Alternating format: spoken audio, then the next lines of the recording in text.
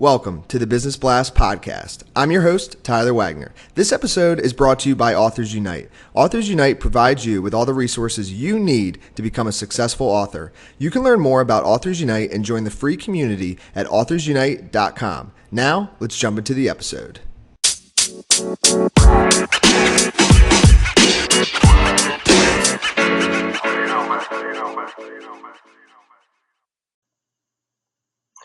All right, everyone. Welcome back to another episode of the Business Blast podcast. I'm your host, Tyler Wagner. Today I have Matt Marek with us. He's a CEO of a healthcare organization. So welcome to the show, Matt.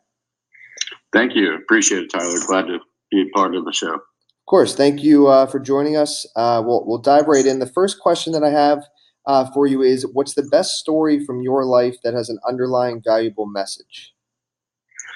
I guess one of my favorites is at the age of 23, I was sort of interested in entrepreneurship and starting an organization in the healthcare space. And so I was working for a lady who owned one of the largest, I would say, home healthcare organizations in the state of Virginia.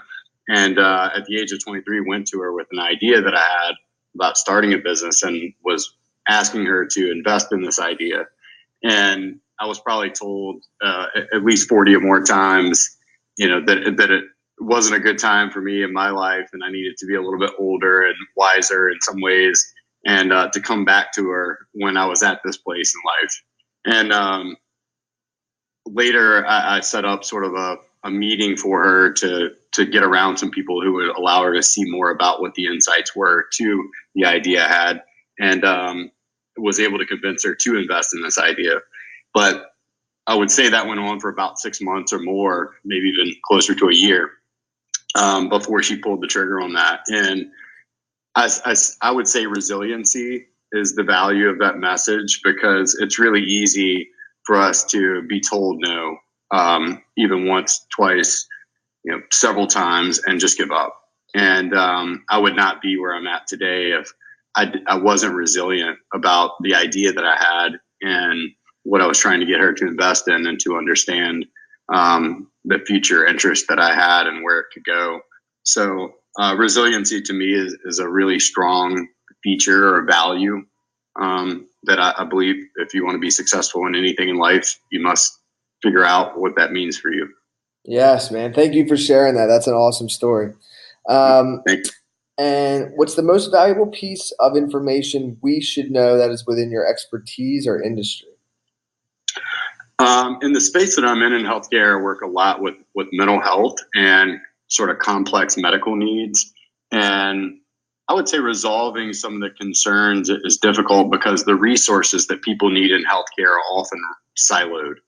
And we've created a different approach to providing services that's pretty unique to what we do, but we've unsiloed the resources by bringing them more in-house and have interdisciplinary teams that work together and collaborate to solve problems for our clients.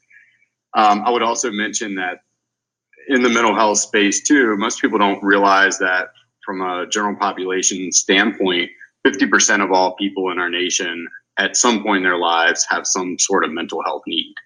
And oh, wow. I think that's really important to address, because we ignore the subject a lot and are afraid to talk about it. And there's a lot of stigma around it, and there really shouldn't be. There's a lot of opportunity to create an open dialogue and to, in some ways, allow people to feel accepted for the fact that they have a concern going on, which is no different than, you'd go into the primary care doctor if you have a cold sometimes. Mm-hmm. We just look at it differently, in our society. So. And what's your best piece of overall business advice, or not necessarily industry specific? I would say never lose sight of solving the consumer or the client or patient's problems. Oftentimes we come up with an idea of what we think works, and maybe it does work over a span of time, but great organizations, I believe, continue to always put innovation at the forefront. So innovation to me means that we are consistently looking at how things are changing, the dynamics to what we're doing are changing, or how things are changing, what's the new knowledge that allows us to gain further insight into what that need is that someone has. And to be able to solve those problems for them means that your organization has a very empathic point of view, and I would say connecting to people. So it's easy to create a product. It's very difficult to sometimes say we need to change that product because we need to validate the need of the consumer. Mm. And if you could give your younger self one piece of advice, what would that be? Follow my intuition. I believe a lot of times we're afraid to challenge conventional wisdoms. There may be an expert in the room who has all kinds of knowledge or background or degrees in certain subjects. But there's an understanding sometimes that we have, and everybody has those gut feelings about decisions that they're making. And at the end of the day, I believe that is more knowledgeable than a lot of the things that we're taught academically, or the conventional wisdoms that we're handed. And without following that, we don't necessarily always understand who we are and what we desire or need in our lives. And in your opinion, what is the key to happiness? Being aware of your needs and not placing the expectation of others or on others, a desire for them to fulfill your needs for you. So I think a lot of people aren't really necessarily aware of what it is that they need in their lives or that makes them happy. And so they put that expectations on others to be fulfilled for them. And, nothing comes easy. Discovering who you are and building the life that you sometimes want for yourself is difficult. And I think the key to happiness is being accepting of who you are and understanding the desires that you have for yourself and placing the expectation on yourself for fulfilling those desires that you have in your life. And what's the best book that you've read, and what was the number one thing you learned from that? Viktor Frankl's book, Man's Search for Meaning, was always a really powerful one for me. I read it in a time in my life where I was dealing with some really difficult challenges with my business. And I would say it gave me really great insight and motivation to read something about someone who was faced with a really difficult challenge in their life, and the realization that it's a mindset for us all to understand that the challenges that we face can be dealt with being able to have insight into the feelings that we have about the environments we're in. So, he was in a concentration camp in a really difficult situation, but he chose to see life differently than the other people that were around him in some ways. And gratitude was really, I think, what he put at the forefront and continued to challenge his own thinking. And I would say one other and part of that is a book called Drops Like Stars that two gentlemen that I've become acquainted with over the years and got to know wrote, who was Rob Bell and a very close friend of mine, Mark Boz, which is a book about how suffering breeds creativity. And there's just endless stories in it about people who face challenges and did something amazing with those challenges.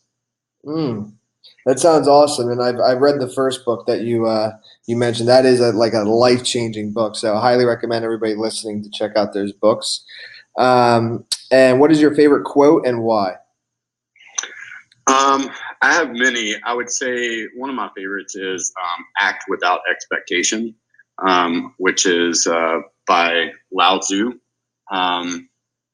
And I enjoy that a lot because I think sometimes we don't do things because we have a fear of, will the outcome that I have a desire for be met?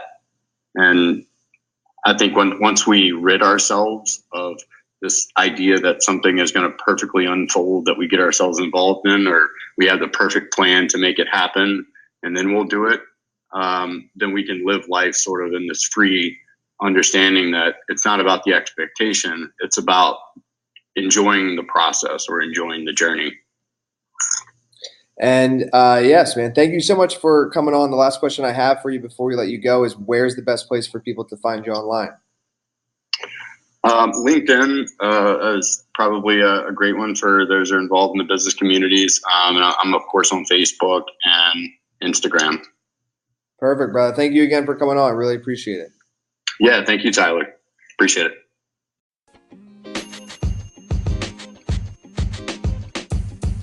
The podcast you just heard was recorded with Anchor. If you want to make your own, download the Android or iOS app completely free from anchor.fm/podcast. That's anchor.fm/podcast.